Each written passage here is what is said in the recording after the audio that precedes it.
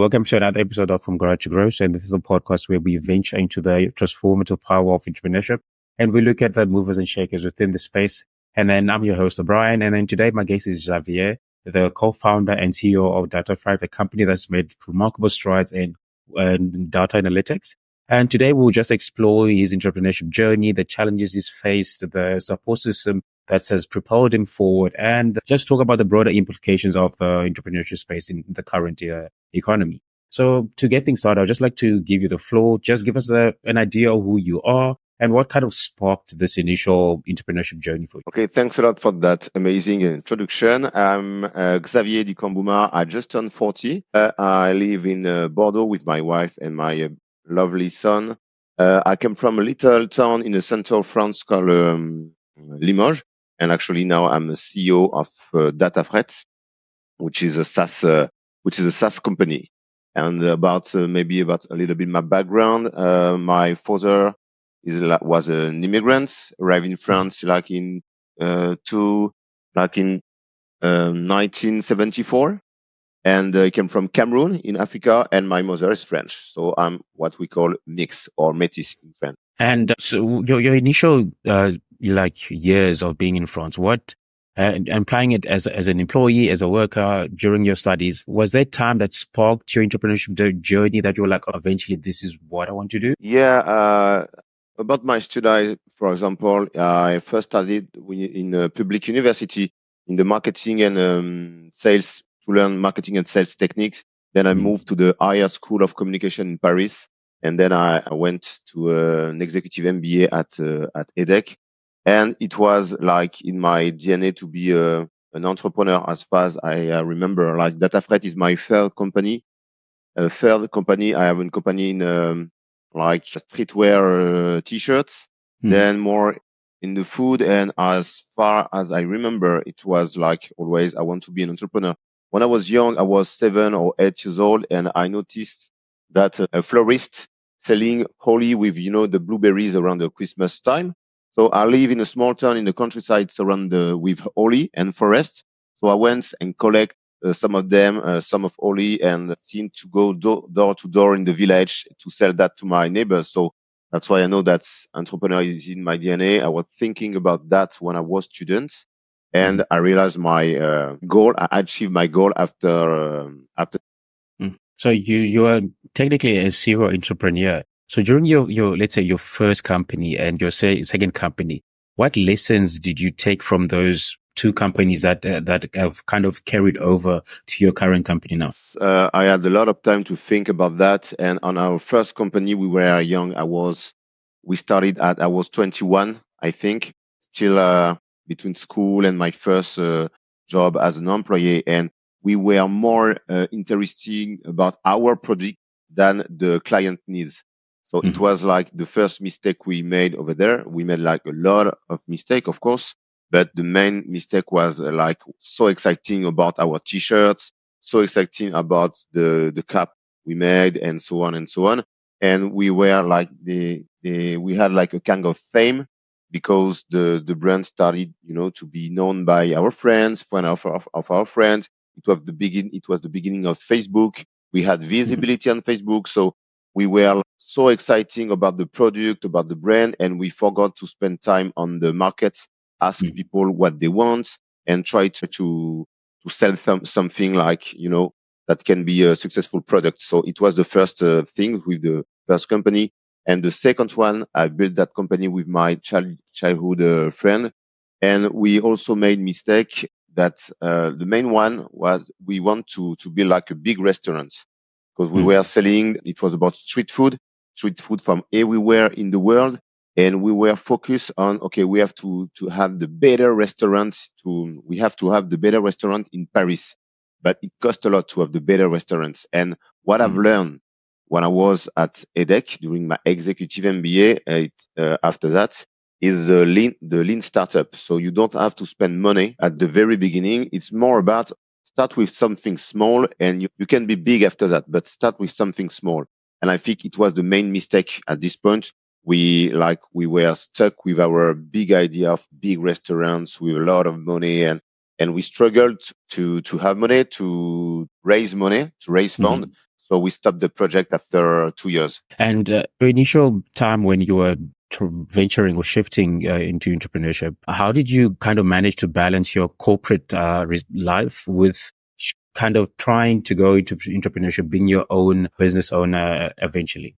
You have to be like a hard worker because since the very beginning of my career, when I was an employee, I was in a large corporation. And when you are young in large corporation, you can have a lot of money, but if they give you a lot of money, they will ask you to work a lot. So it was already like between 10 or 12 hours a day on my corporate job. And during the evening, during the weekend, during all my holidays, it was working on my company, on my side projects. And that's why when we create Fari Analytics, so this is the name of the company we have now, and DATAFRET is the name of the software. When we built Fari Analytics 6 years ago, my main priority was to, just do these things. Be dedicated to my company, be dedicated to my entrepreneur project, because this is the only way to be successful. You can be like on 50% on your company. You have to be 200% on your company. This is what I've learned from my previous experiences. So, and in that, what advice would you have for someone who's also in that position of, I'm working corporate, but I have this idea that I would like to kind of try? What initial things do they need to do to kind of build the right building blocks to kind of do that job? I have a lot of discussion around that with my friend because some of them want to be entrepreneur. They have ideas, sometimes like I think very good ideas, but they are afraid. They are afraid of losing their comfort. They are afraid of losing the money they have. They are afraid of many things like that. And the first thing you have to have in mind when you build your company and when you want to shift from employees entrepreneurship is that you have to be able to let everything go. Like I divide my monthly salary by 6 the first 2 years of the company. So it's an important decision. I have a discussion with my wife. It was about, okay, how much money do we have on our bank accounts? Okay, what will be our life now with like more money than less money than previously? So this is the main thing you have to have in mind when you start something. Okay, are you able to lose everything you have for your project? And if the answer is yes, go for it. Yeah. So it's that giving up your comfort in order to eventually get to a point that you will be comfort eventually. So I want to touch with your current company, DATAFRET. What was the initial problem that you saw? Oh, there's an issue here, and I have an idea that can solve this issue. Okay, so when we found the company in 2019, we were not in the supply chain SaaS solution area. We were more specialized in data science and data analytics applied to the banking sector. I was former sales director for EMEA region for a company called Fiserv, like financial services. So we used to work in the bank area. And in 2021, we had a discussion with a big pharmaceutical company called Sanofi because they were a partner of our accelerator. And they told us, okay, we know that you are not specialized in pharmaceutical or supply chain. We know you are specialized in bank sector, but you have an expertise in data science and data analytics. And we think that could be helpful for us. And okay, so we spent like 1 hour with them and they explained that they struggle to analyze that, their carriers invoices. And Sanofi is a big company. They chip a lot and they receive invoices from the carriers and they do not know how to control them, how to compute them to be sure that it's the right amount on the invoice. And our clients spend between 1 and 80 million a year in transport costs. So it's like very important for them to be sure that the price is the right one. So we had this discussion with them. It was more like a consulting mission with them, and we helped them save 10% on their freight invoices, their carrier invoices, because we found discrepancies. So we at that time we say, okay, if we can help a company like Sanofi, like they had at this time 2 people to control the invoices. They have a tool from SAP to do that, and we thought, okay, if we can help them save money and time. Maybe there is a lot of company like them in France and in Europe, and we can, okay, maybe there is a big market. So we started to send email, call, say, okay, we've done something called fake it till you make it. So we sent a lot of emails, a lot of calls saying, okay, we have this very special software to help companies like yours to control freight invoices. Are you interested to have a demo? And after like 3 weeks, the company said, okay, your product seems nice. I want it. And we had to build the software after that. It was like randomly we found like a big problem on the market and decided to pivot and okay, it's no more about bank sector. Now we are in the supply chain tech. Yeah. So that notion of pivot, there's a lot of founders that, let's say they have an idea and they're working on it and you are really married to this idea. And it's really difficult for some individuals to kind of pivot and be like, this might work apart from what I'm currently doing.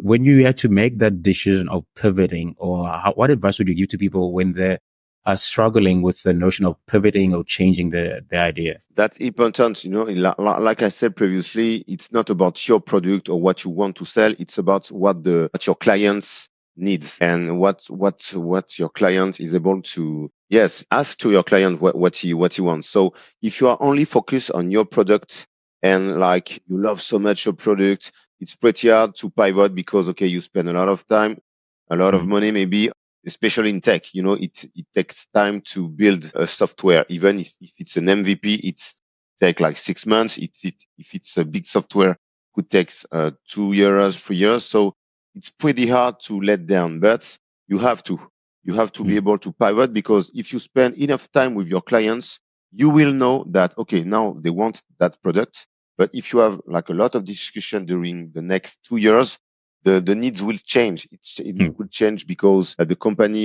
your client's company can change, new markets, new needs, new people at the, new supply chain director. So you have to move with your client needs. That's why you have to be able to let down a product and start from Yeah, and so your initial journey was let's say it was a spark of chance of your client telling you, oh, we have this issue. So what are the key technologies behind DATAFRET and how do they enhance efficiency of invoicing and processing within companies? When, let's say a company they have an issue with the invoicing, how do you come in and streamline that process for them? As I say, we spend a lot of time with our client, and technology, there is a lot of public technology. Like we use, our code technology is Python. We use like public cloud, like cloud on the market.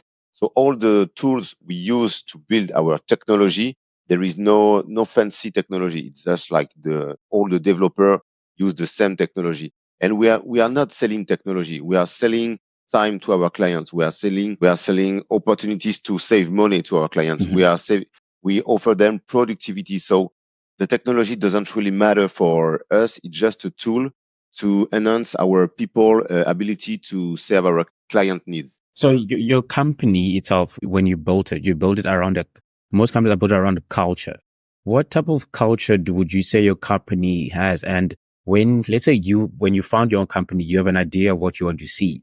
But when you start expanding and you hire new employees, how do you manage in terms of who you get into the company that aligns with your initial first idea? Culture is not only, we are two partners in the company, and culture is not my partner and I. It's our first employees, the new employees. We have to empower all the employees with the culture from the very beginning.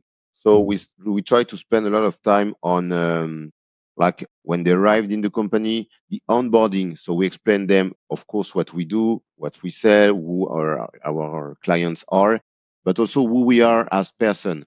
And that starts from the very beginning. Even during the job interview, we try to be like natural. We don't do like, okay, we are partners in the startup. We don't try to do that. It's more about discussion to understand, okay, does this woman or does this guy will be a good fit for the company, but are we going to be a good fit for him or her as well? And when you spend a lot of time on job interview, like this kind of time, not only on the competencies, because, when you have, I don't know, if you spend 10 years in marketing, I don't need to read your resume. I know that you know everything about marketing. It's more about, okay, how can you, are you able to embrace our culture? And that's very important because, we try to not recruit people like a lot of people. We try to have like a team. Okay. Now we are 11 in a team, and we try to responsibilize our employees. It's not just about, okay, you only do the job on your job description. It's like, okay, can you bring new ideas? Are you able to, to be curious, to read like, I don't know, the newspaper? Are you curious about technology, about new things that can come up, and so on and so on? So that's how we try to help our employees to understand our culture, and also the way we work, because, we are like, I used to play basketball. High level. It's the same for my partner, and Mhm. it's the same as sports.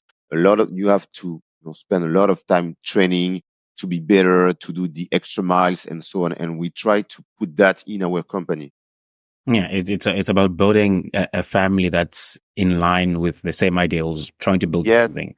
and also like, have you know help your employees to, to be confident enough to have all the discussion with you. We, like yesterday, one of my employee want to build his own company. He's got a side project. So he told Mm. me that when I recruit him like 1 year ago. And for me, it's okay because I used to do that when I was young. So it's okay, and it's valuable for me as well. I spent like 1 hour trying to help him on, okay, how can we start each project? How can you have money out in project, and so on and so on. So you have to create these environments. It's about confidence, and it's one our core value, confidence. Mhm. It's confidence between people, confidence with our clients, and so on and so on.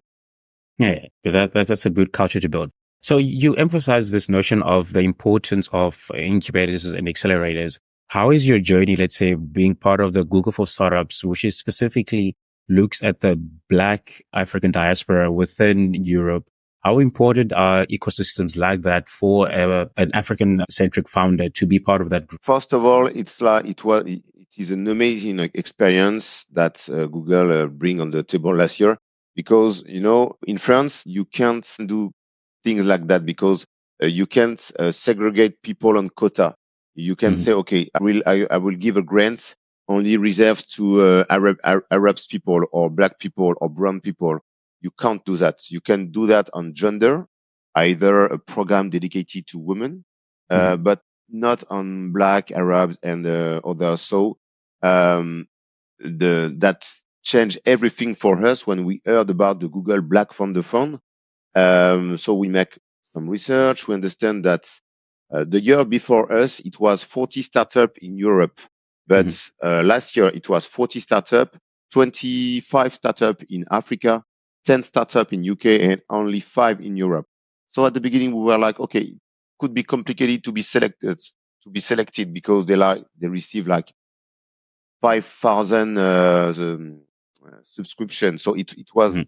pretty, it was pretty hard for us to to figure out, okay, how can we be part of a Google Black Founder Fund. And it happened, so we were selected. I was so happy because it means a lot on a personal level and on professional level. Personal level because, the like 2 weeks before the selection, we were in Paris with the Google team from UK, from Africa, from Israel, and so on. They were presented the program. And it was the first time in my life that I was in a room with like 100 or 200 black entrepreneurs, either women and or either men. And I don't define myself as a black entrepreneur. I am just an entrepreneur, but it was very interesting to see like these beautiful people, these smart people, these entrepreneurs. It was the first time I saw so much black entrepreneur. I live in Bordeaux, and I spend a lot of time in, like, there is a lot of event around the French Tech, around a lot of events, and there is few black or mix or Arabs entrepreneur. But in France there is 10% of Black Arab people. And when you see the ratio in entrepreneur is like 1% or 2% of the population. So there is, there is something that Mm. to need to be improved. That's why Google Black Phone Fund, it's an amazing opportunities because of course you receive money from Google. So it's a good sign you send to your clients, to Yeah. your potential investor. Okay, now I'm back by Google. Google invest money in my company. So in our company. So that's, you are quite proud of that.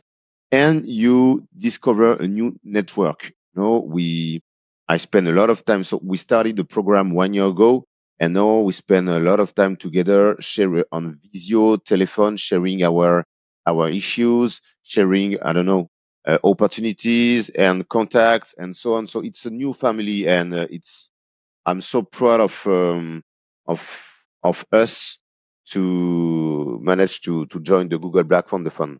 Yeah. So, and so you spoke about how France has a lack of racial diversity matrix in terms of figuring out the transparency around which group is being represented within the ecosystem. So how do you feel, what consequences does this have in terms of stifling innovation and economic growth within the French startup ecosystem, where there are not actually programs that promotes different groups rather than just going, oh, we have a male-centric program, we have a female-centric program, and everyone must just apply separately. So there is program that promotes groups, but not based on the racial criteria. The French startup ecosystem is busting with activity. It's very nice. At the very beginning, like 10 or 15 years ago, all the startups were in Paris. Now they are flourishing across all the region in France. So it's very exciting. And about diversity, there is a different program to give chance to everybody. For example, there is a program called French Tech Tremplin. And the objective of the program is to support underrepresented entrepreneurs, both men and women in the ecosystem. It could be like entrepreneur living in suburbs or living in or entrepreneur who comes from poor condition family and so on. But on diversity itself, there is still work to be done in France. I feel it requires patience because there is many challenges, not just about diversity. There is also the issue of gender parity, and initiatives are being taken to increase the representation of women in tech, but the path Mm-hmm. is still long, I think. There is a program launched in 2024. It's called the Pact Parité. So it's a pact in favor of professional equality between women and men. And things are starting to improve in this regard. And perhaps the next step in France will be promote more diversity and the presence of individuals from different backgrounds on the board of French tech companies, such as French Tech or French Digital, is still limited.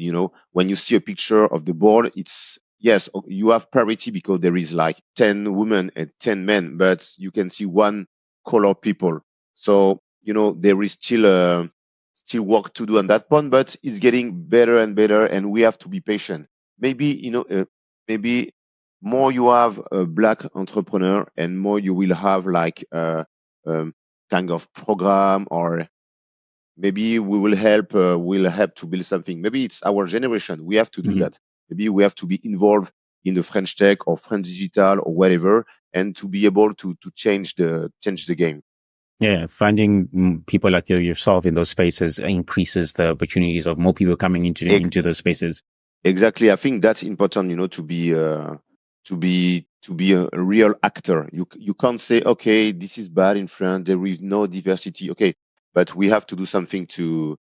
So you initially you spoke about how your employee has an idea and you were like, oh, you are happy to share your knowledge.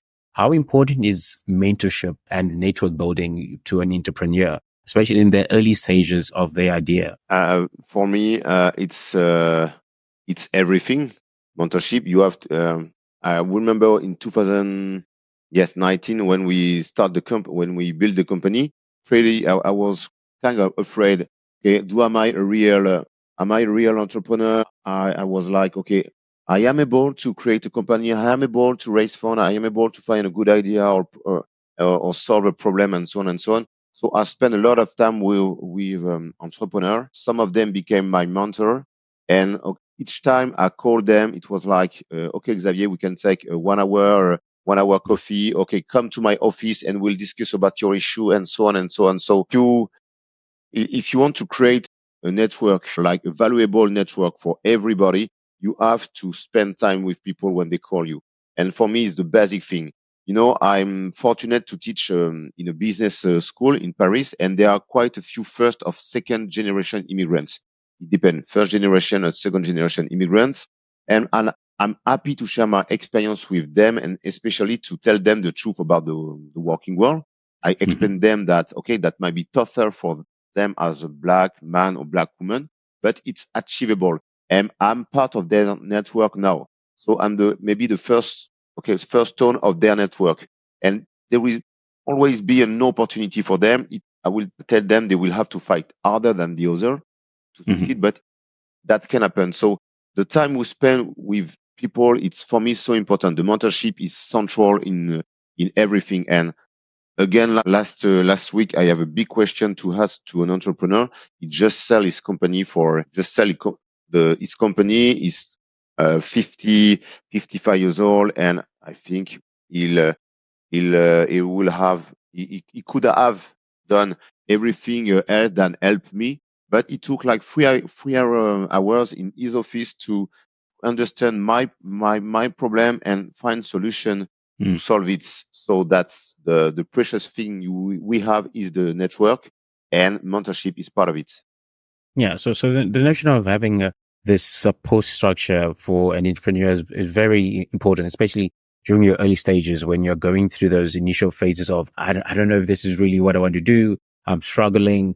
How Yeah. important is it to have, let's say, your family, people around you to kind of be like, yeah, we are with you. We see what you're doing.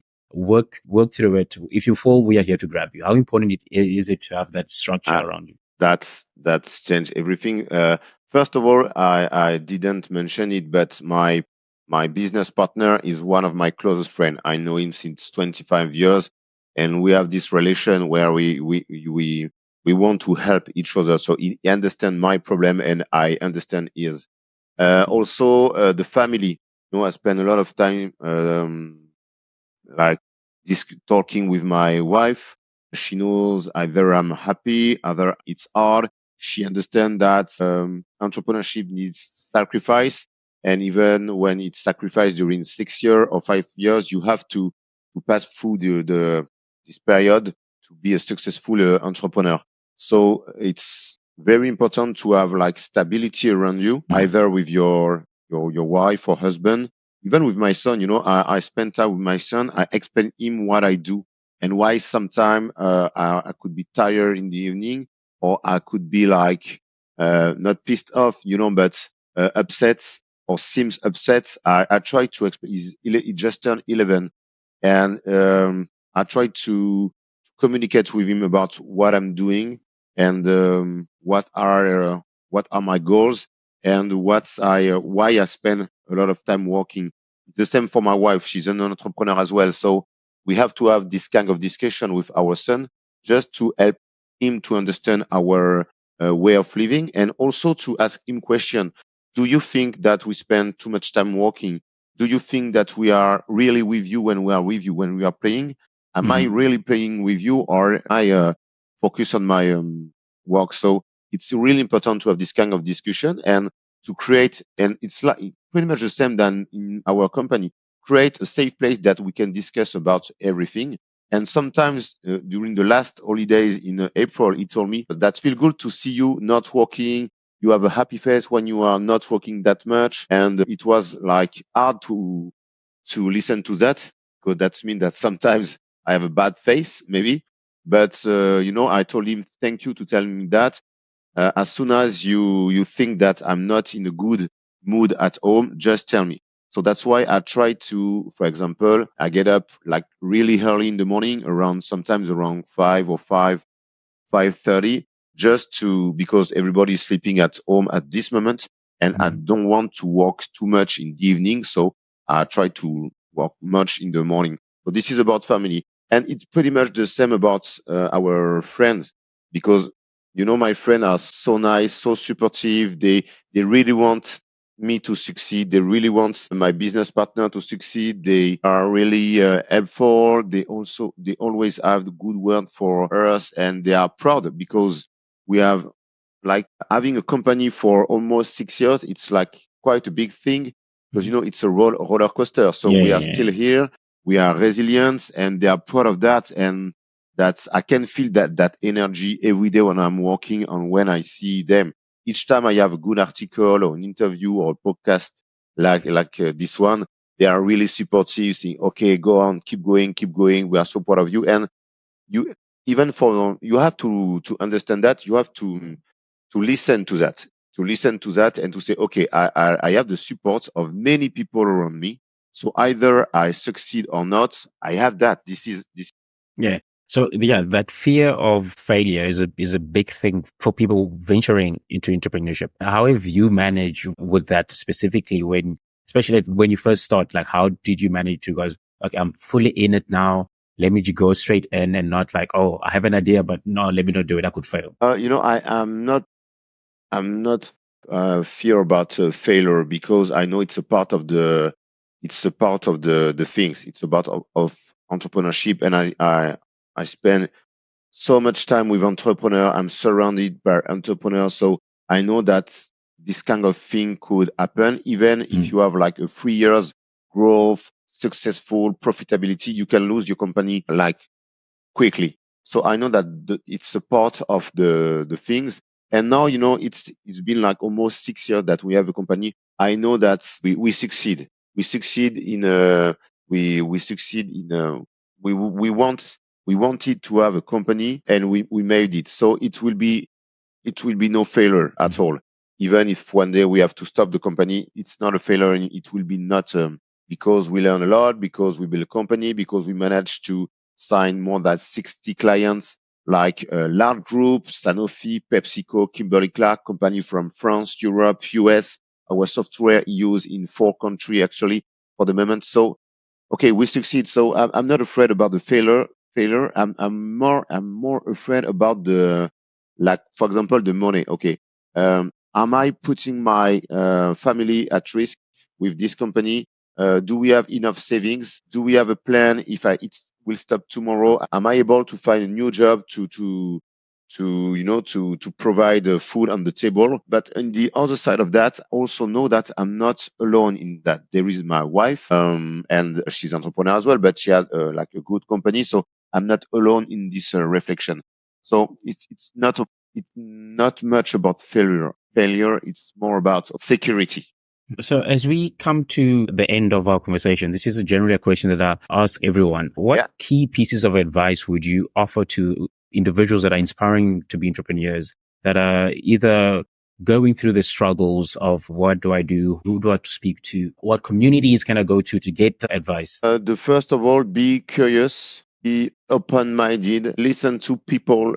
You have to listen to people because Mm. when you want to start a company, there is a thing linked with the ego. I want to have the best idea in the world, but I'm pretty sure that back in 2024, if instead of Mark Zuckerberg, I had the idea of Facebook, maybe I will have crashed it after 2 months. Because it's not about the idea, it's about the execution.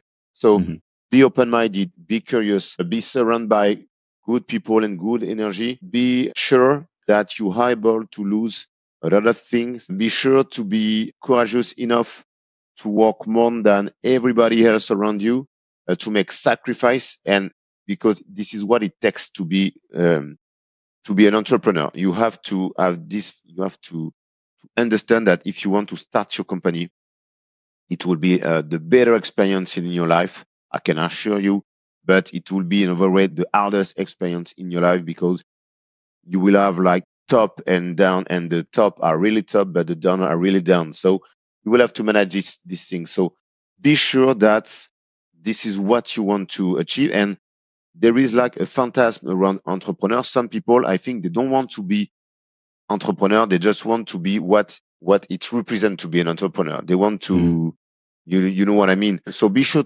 you want to be an entrepreneur, and also be sure to be smart enough to talk to people, but to be able to understand the advice and say, okay, I was wrong. okay, my mistake, I was wrong. This is the good way, and I'm gonna. So you have to be able to say I was wrong, and we talk about pivots. To Mhm. pivot, when you pivot, it's like, okay, what we've done since the last 2 years was not the good thing. The good thing is this, so we'll do this in the future. But it's kind of, okay, we made a mistake during 2 years. Now we know the path. We go through it.